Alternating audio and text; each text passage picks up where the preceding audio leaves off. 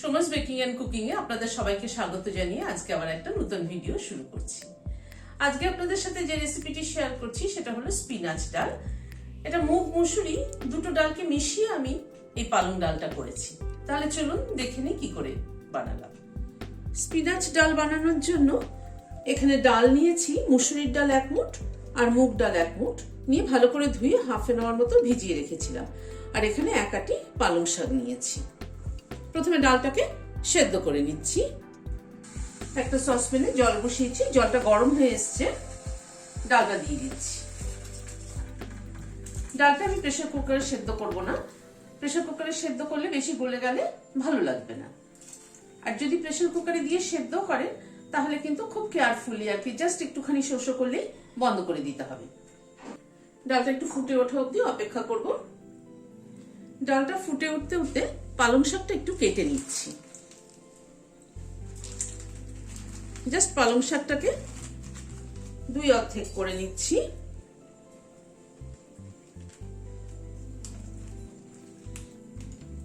পালং শাকটাকে এরকম বড় বড় টুকরো করে কেটে নিচ্ছি। জাস্ট একটা আটিকে 3 ভাগ করে নিলাম। পালং শাকটাকে এইভাবে বড় করে কেটে নিলাম। ডালটা ফুটে উঠেছে, ওপরের ফেনাটা তুলে ফেলে দিচ্ছি।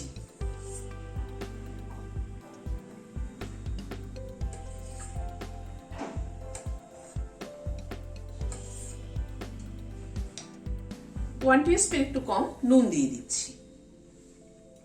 ডালটা সেদ্ধ হওয়া অবধি অপেক্ষা করব। ডালটা সেদ্ধ হয়ে গিয়েছে। ডালটা কিন্তু এরকম ফাটা ফাটা সেদ্ধ হবে, একদম গলে যাবে না কিন্তু, অথচ চাপ দিলে কিন্তু ডালটা একদমই গলে যাচ্ছে। গ্যাসটা বন্ধ করে দিচ্ছি। গ্যাসে একটা কড়াই বসিয়েছি, সরষের তেল দিচ্ছি। সরষের তেলের সাথে হাফ টিস্পুন ঘি দিচ্ছি।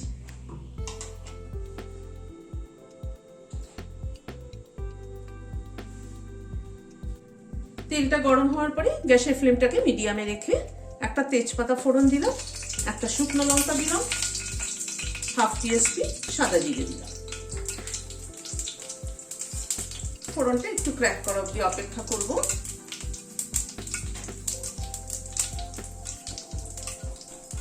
এখানে 2টো মিডিয়াম সাইজের পেঁয়াজ কুচি করে নিয়েছি, সেটা দিয়ে দিলাম।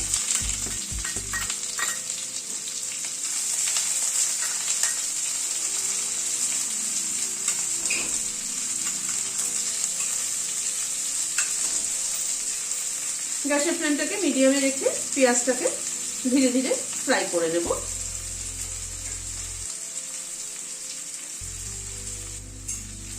পেঁয়াজটাকে এই মিনিট 2 মতো একটু ফ্রাই করে নিলাম। এখানে 5-6টা রসুনের কোয়াকে থেতো করে নিয়েছি, সেটা দিয়ে দিলাম।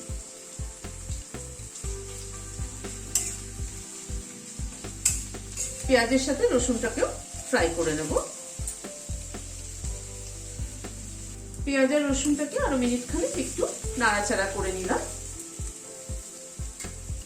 হাফ টিস্পুন আদা বাটা দিলাম।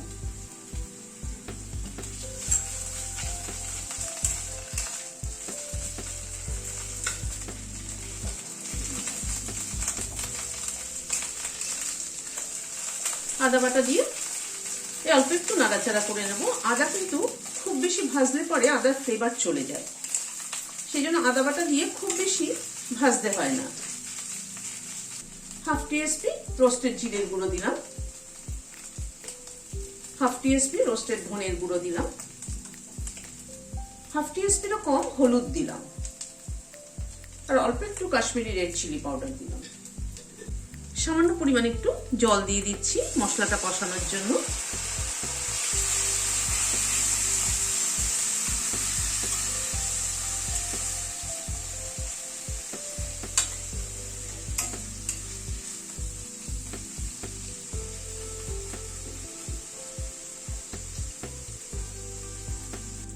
গুঁড়ো মশলাটা দিয়ে এই মিনিট 2 একটুখানি কষিয়ে নিলাম। এবার এখানে 2টো টমেটো কুচি করে কেটে রেখেছি, সেটা দিয়ে দিলাম।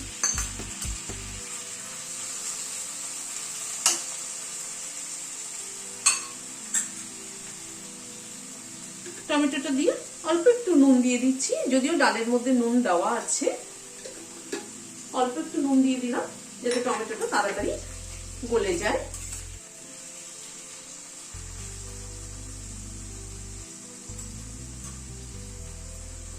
একটু ঢেকে দিচ্ছি টমেটোটা তাড়াতাড়ি কুক হয়ে যাওয়ার জন্য। মিনিট 2 মতো ঢাকা ছিল, বা ঢাকনাটা খুলছি।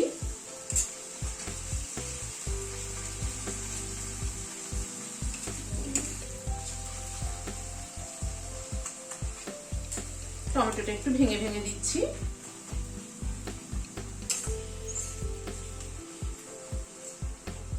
টমেটোটা একটু কষিয়ে নেব।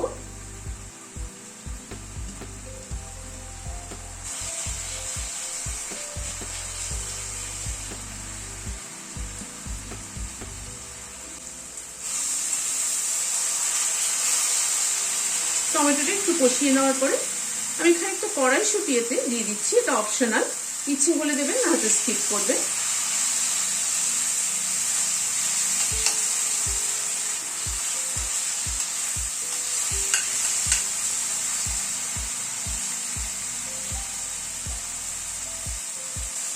কড়াইশুঁটিটা দিয়ে এই মিনিট খানিক একটু নাড়াচাড়া করে নিলাম।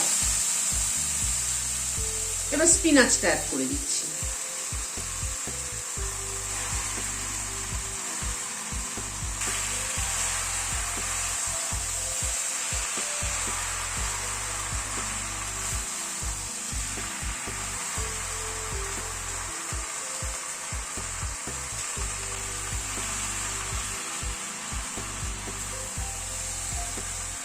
স্পিনাচটাকে একটু মশলার সাথে কষিয়ে নেব।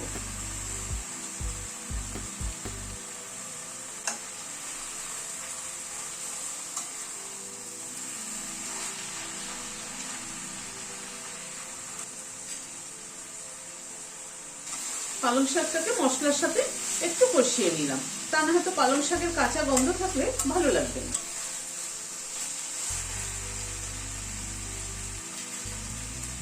এবার ডালটা অ্যাড করে দিচ্ছি।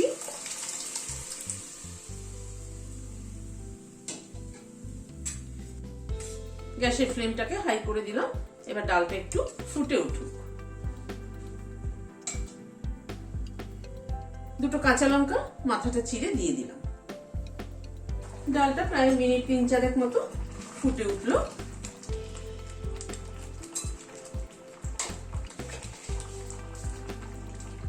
হাফ টিস্পুন চিনি দিয়ে দিলাম।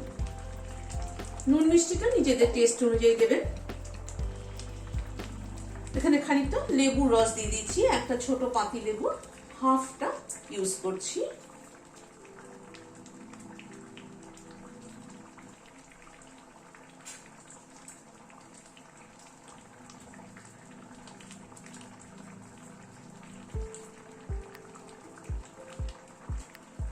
খানিকটা কসুরি মেথি রোস্ট করে নিয়েছি, সেটা একটু হাতে নিয়ে গুঁড়ো করে দিয়ে দিচ্ছি।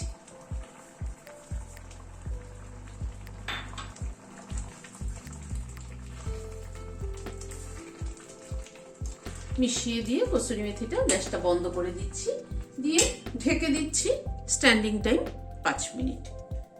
এই ডালটার সাথে আমি কড়াইশুঁটি অ্যাড করেছি। কড়াইশুঁটি আপনারা চাইলে অ্যাড করবেন, না হয়তো স্কিপও করতে পারেন, বাট কড়াইশুঁটি অ্যাড করাতে কিন্তু খেতে ভালো লেগেছে। আর এই ডালটা ভাতের সাথেও যেমন ভালো লাগবে, রুটির সাথেও কিন্তু সেরকমই ভালো লাগবে। বানিয়ে দেখবেন, আমার মনে হয় আপনাদেরও ভালো লাগবে। কেমন হলো আমাকে অবশ্যই কমেন্ট বক্সে কিন্তু জানাবেন। যদি ভালো লাগে তাহলে রোজকার মতো আজ আবার বলছি, লাইক শেয়ারের অনুরোধ রইল। আর যারা এখনো আমার চ্যানেলটি সাবস্ক্রাইব করেননি, প্লিজ সাবস্ক্রাইব করুন। পাশে যে বেলের সিম্বলটা আছে সেটা কিন্তু অবশ্যই প্রেস করবেন, যাতে আমার পরবর্তী ভিডিওর নোটিফিকেশন আপনাদের কাছে পৌঁছে যায়। আজ তাহলে এখানে শেষ করছি। নমস্কার।